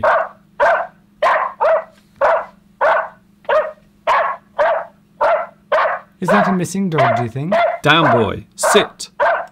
Sit. What's Holden saying about in China? Many people use actually. Holden is talking about VPNs, which is a way of getting around the firewall in China, which blocks everything, including YouTube. So yes, VPN. You may sit in China, for instance, but people will be thinking you are in the UK. So yes, that's how a VPN works. A virtual private network. That's it, yes. So you can be anywhere in the world. So it will be as if you are in a different place. And that's what many people use in China. So can I say a big hello to those watching in China? Ni hao. And I used to live in China for many years, working, teaching, appearing on television. Yes, but there are many people that don't know. I'm only joking. Just because you know doesn't mean other people aren't interested. I'm only joking. Yes. Francesca says, this is very funny. Thank you very much, Francesca. I hope you will join us again next week. So, we are talking about lots of things today. Sentimentality. Do you have another word for us, Steve? Well, this one isn't really connected with... It could be connected with sentimentality. Melodramatic. Oh, I see. Melodramatic. Somebody that is a bit over the top in the way that they are behaving or reacting in certain situations. So they exaggerate. They exaggerate a lot. Their emotions. Their emotions, exactly. And it's often about something silly, really, and it makes people laugh. Oh, don't be so melodramatic. My dog, where is my dog? I can't go on. I can't live any longer without my dog. Oh, I'm heartbroken. Where could my dog be? I think I will die. Is that melodramatic? You're taking the mickey out of somebody. No, Mr. Duncan. It's just an example. Yes, you sort of, obviously, drama, being dramatic, acting a bit. So if you're... And you could do this from a sentimental point of view. You know, you could recount a story and you could be, oh, I was devastated about the loss of my cat. My cat. I don't know how I'm going to live on. You could go, that would be over the top, sort of acting, really, over something. So I've only used it in the context there because it is sort of connected with sentimentality. We can go on and on about things. Do you know anyone who's melodramatic? I think you are sometimes. I think you are sometimes. I think you were very melodramatic last week about your car. Yes, possibly. The fact that you were getting up in the middle of the night and sitting downstairs thinking about your car. You were thinking deeply about where your car is now. I just loved that car, and I didn't realise how much until it had gone. Sometimes you don't realise how much you love things until they're gone. Well, so maybe we'll have to try that out on something else. There is... maybe I could go, and we will see what happens. Maybe I could just vanish and disappear, and then you'll be on your own. How will you survive, Steve? How will you get by? I'm still young and handsome enough to find somebody new. Yes, I think you are still quite a catch. Oh, so, yes. Yes, I'm sure there is some desperate person out there who would take you on with all of your foibles and strange... Celine Dion comes from Canada, that's right. She is? She's French-Canadian. But I remember seeing Celine Dion many years ago. She was on a TV show. And before she had all of the plastic surgery... So she's had a lot of plastic surgery on her face. So she's made her teeth smaller. They don't stick out like this anymore. And then she's had a little bit of a nose job as well to make her nose look a little bit more nice, a little bit more attractive. So, yeah. Belarusia has used a interesting word there, phrase, crocodile tears. Ah. Yes, you could connect that with being melodramatic. Crocodile tears, isn't that when they're not real tears, they're somebody's forcing tears? Yes, again, you are kind of looking for attention, or you are just pretending to be really upset about something. Yes. Or of course you're pretending to be sorry about something. So you might pretend to get really upset about the thing. I'm ever so sorry. I can't believe it. I'm so sorry about what I did. But really, you don't care. You couldn't care less. And that's it. I've got a nice poem as well that I want to read out, which is connected with autumn. Maybe we'll save that towards the end, do you think? Yes, we'll have that towards the end. We are going to talk about something different in a moment. We're going to talk about the first TV show that I ever watched as a child, and we are going to go right back to the late 1960s. I know it seems strange. It seems strange and maybe even impossible that I could have been a child in the late 1960s. But yes, I was. Of course I was. I was a child in the late 1960s, just as you were. True. Slightly older than me, but there you go. So we'll be talking about that in a moment. But first of all, we're going to look at something. I was going to have a mystery idiom today, but I've completely forgotten all about it. Can you believe that, Steve? Too late now. It's very too late. Very too late. So let's have a look at one of my full English lessons, shall we? And then we will come back with more chit-chat, and we will take a look at the first ever TV show that I watched as a child many, many years ago. But now, here is an excerpt from Full English number 10.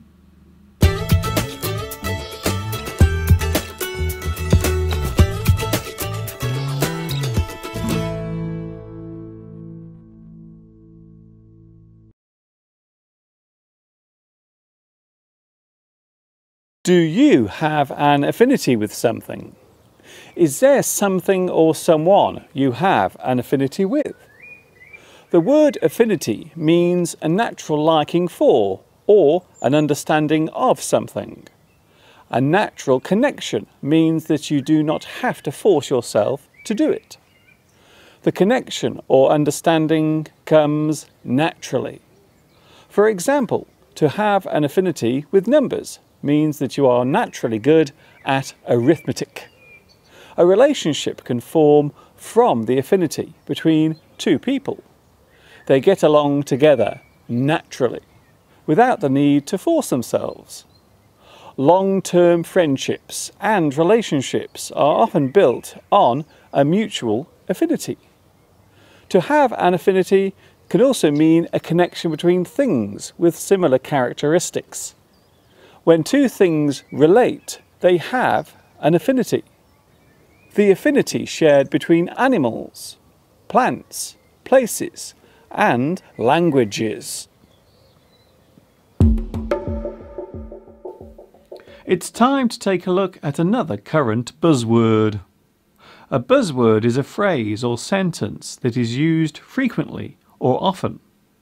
Today's buzzword is engage or engagement.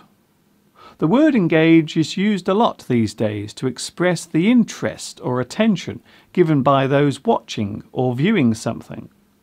To engage with someone is to connect with them so as to get their attention, interest or involvement. If you engage with a person, then they are more likely to stay with you.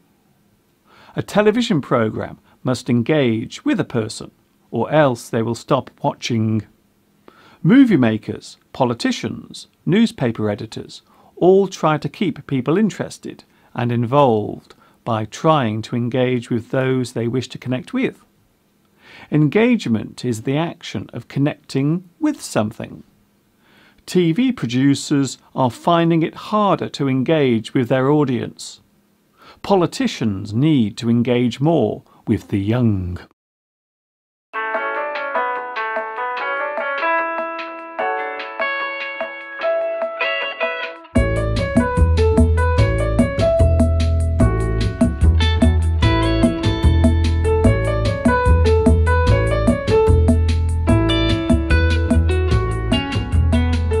I don't know about you, but I love receiving good news.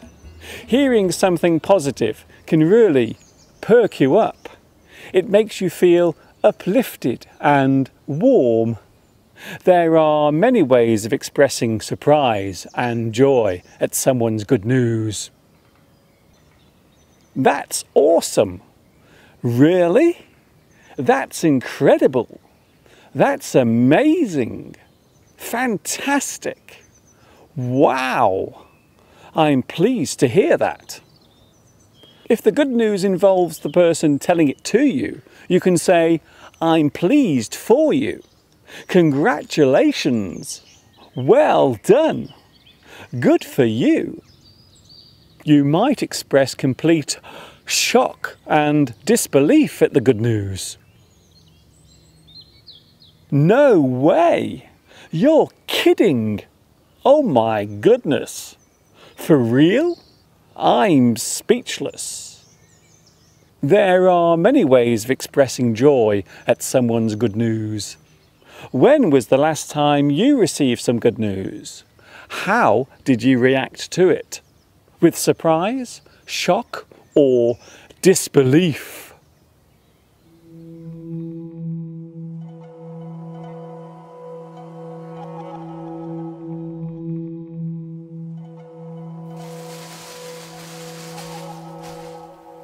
Can you see what I'm doing here? I'm making myself a sandwich. A sandwich is a very convenient snack. You can make one easily. You can rustle up a sandwich very fast. To rustle up means to produce or create a meal with little preparation or time. You can rustle up a meal for someone. Right now I'm rustling up a snack for myself. I will cut a couple of slices of bread from this loaf. Spread some butter on each slice. Then I will add some filling. Something to go inside the sandwich. You can put almost anything inside a sandwich. Cheese, lettuce, tomato, peanut butter, even slices of banana. Today I'm going to put some jam in this sandwich. Some people just eat one slice of bread with something spread on top. You can toast a sandwich and enjoy it heated up. The sandwich is often considered as being a very British snack, which is not surprising when you consider that it was invented by an Englishman, John Montagu, the 4th Earl of Sandwich. Yes, Sandwich is not only a snack, it is also a place.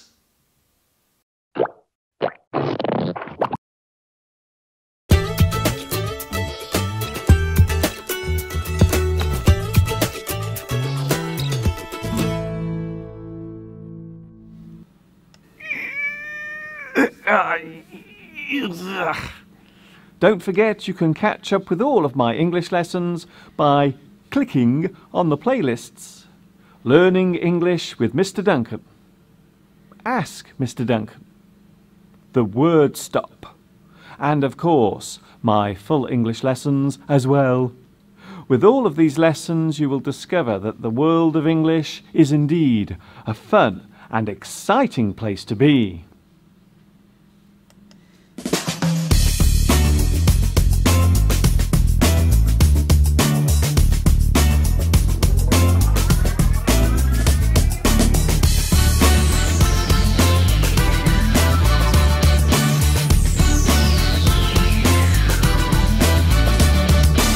Ten minutes away from 4 o'clock here in the UK.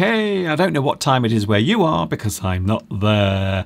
And we have just 10 minutes to go. But don't worry, we will be back next week for those wondering. The time is 2 p.m. every Sunday, live English. We are now the only people doing regular live English streams on YouTube in the world.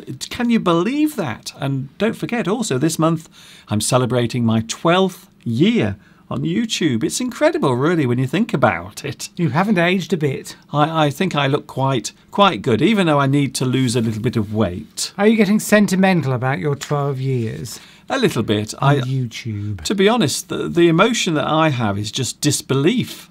I don't quite believe that I've been on YouTube for nearly 12 years. It is quite an achievement. We'll talk about that another time.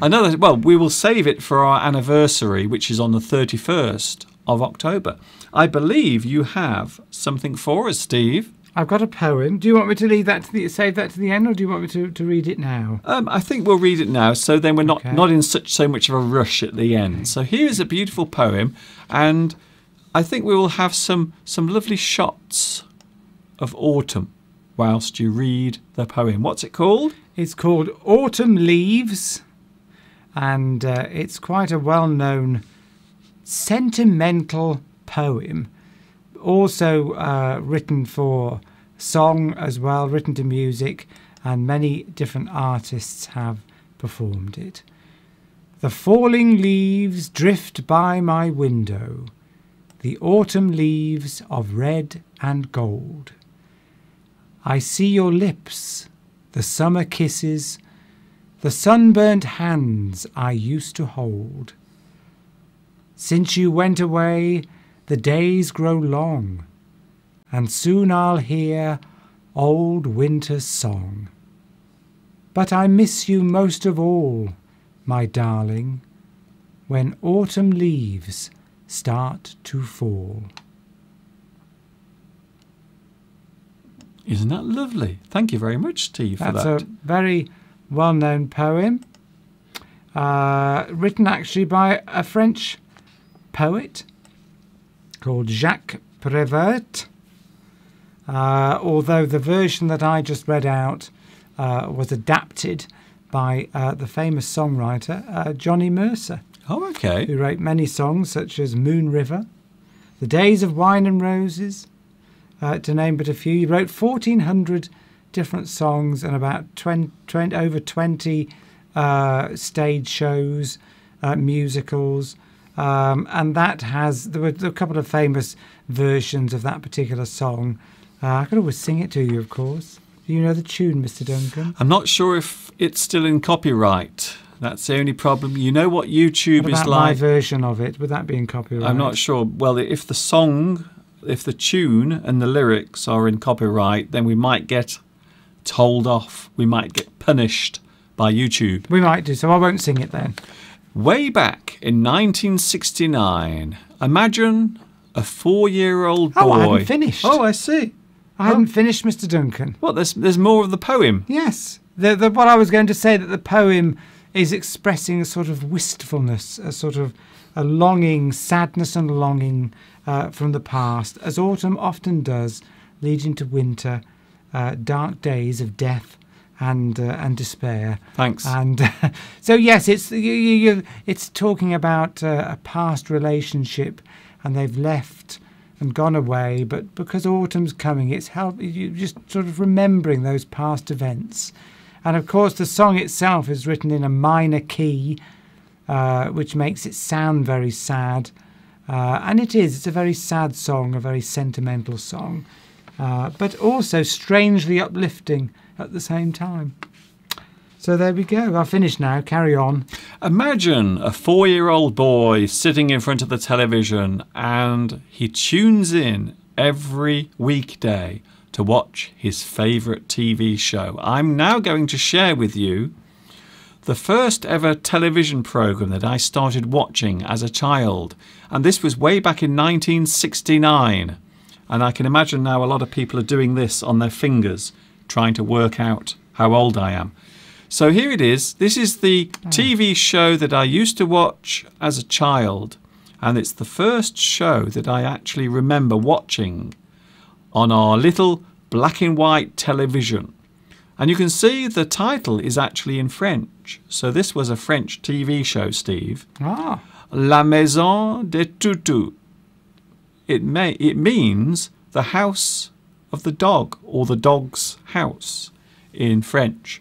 But in this country, in the UK, it was called Hector's House. And there were some interesting characters. There was a frog, and can you believe it, also a cat. So there was a little frog. Between you and me, I always found the frog to be very annoying. And also the cat was quite annoying as well. So maybe that's the reason why I grew up hating cats. But the star of the show was a character called Hector. And he is a little dog. He is a dog that quite often makes mistakes. In fact, quite often in every episode, he would often say, "I'm a silly old Hector." But one of the things I remember most of all, Steve, is quite often he would walk around brandishing a shotgun. And there he is. Now, this is something I can't quite imagine this happening nowadays. Now, can you imagine what would happen if a puppet on a children's TV show was walking around waving a loaded gun? I don't think it would happen. I don't think that would happen now. So this just shows how things have changed over the years. Are you becoming sentimental over this programme, Mr. Duncan? I don't think I'm becoming sentimental, but I am making a point as to how things have changed over the years. So this is a programme made in 1969, and here is Hector again, once again, waving his gun around. In fact, almost every episode, he would say, "I'd better get my gun." And he would just walk around waving this gun around. It's incredible. I can't imagine this happening now, where you'd have a children's TV show where one of the characters just walks around holding a gun. Not a very good role model. Not a great role model. So there it is. The show I used to watch as a child, way back in the late 1960s. Oh my God, I was only 4 years old then, Steve. Very self-indulgent of you, Mr. Duncan. Well, it's not really self-indulgent. It's just something that I can relate to. And I think that's the reason why I grew up so weird watching that show. That's the reason why. Watching Hector's House. And for those that are interested, if you are interested in watching the show, there are episodes right here on YouTube. So just look for Hector's House and you will find lots of episodes. And try to count how many times he gets his gun. Prepare to be underwhelmed. No, it's brilliant. It's a brilliant show. It's so funny. Even though two of the characters are slightly annoying. Back to the live chat and then we will go. Anything there, Steve? Somebody talking about Caradas, talking about political correctness. Oh, we talked about that last week. We talked about that last week. You know, now I think I might have said too much last week because during the week I had some messages saying, "Mr. Duncan, you said you don't like to talk about politics, but you seemed to be expressing some points of view." Now, I'm not talking about my own personal point of view, of course. Sometimes we will play devil's advocate. So sometimes we will introduce themes or say things right here on the live stream just to generate a conversation. So not everything you hear is our personal opinion. So sometimes we will play devil's advocate, and that means you will go along with the other side of the argument, or maybe the argument that people would disagree with. So maybe you will raise the counterpoint, which means the opposite opinion. So that's just to get people talking. To get people talking, and also to be fair as well. So Olga, sorry, yes, go on. No, Olga mentioned that she's Googled Autumn Leaves and found a version by Frank Sinatra. Oh. There was another famous version by Nat King Cole. Okay. I nearly said Nat King Kong. Nat King Cole also sung it, but lots and lots of singers have sung it. I think, women have sung it as well. But yes, it's a famous song. Good. We have someone watching in India. Now, I know that we have a lot of Indian viewers. Laxman Kumar Sharma, hello to you. Nice to see you here on the live chat. You are just in time to say goodbye because we are about to go. It's coming up to 4 o'clock here in the UK.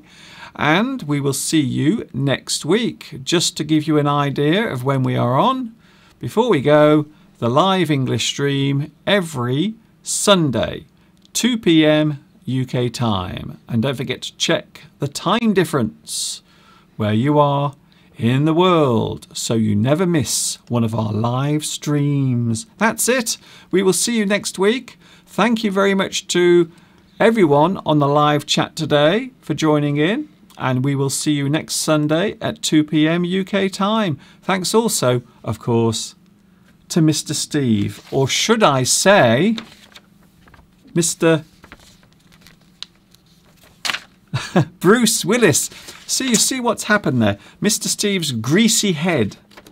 I don't want that stuck on me, Mr. Duncan. I am my own man. I do not need to be compared to a aging film star. So thank you very much to Bruce Willis, otherwise known as Mr. Steve. I'm not tough enough to be a Bruce Willis. And we'll see you next week. Will do. Bye-bye. Mr. Steve is going as we take one last look outside. Oh, bye, Steve. Bye. He's going now. Bye. The rain is falling. The rain is falling on my window pane. Hopefully, we will be able to go for a walk later. Let's have one last look at the spider. The spider is okay. Yes, the spider is still asleep. It is doing absolutely nothing. And that would appear to be a good time to say goodbye. I'll see you next week. It's Mr. Duncan. That's me, by the way, saying thanks a lot for joining me.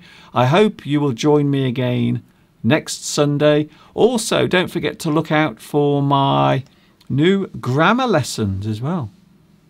Grammar lessons. Every Wednesday you will find some new grammar lessons on my YouTube channel. This is Mr. Duncan in the birthplace of English saying thanks for watching us. See you next Sunday. And of course, you know what's coming next. Yes, you do. What is coming next? I hear you ask. Ta-ta for now.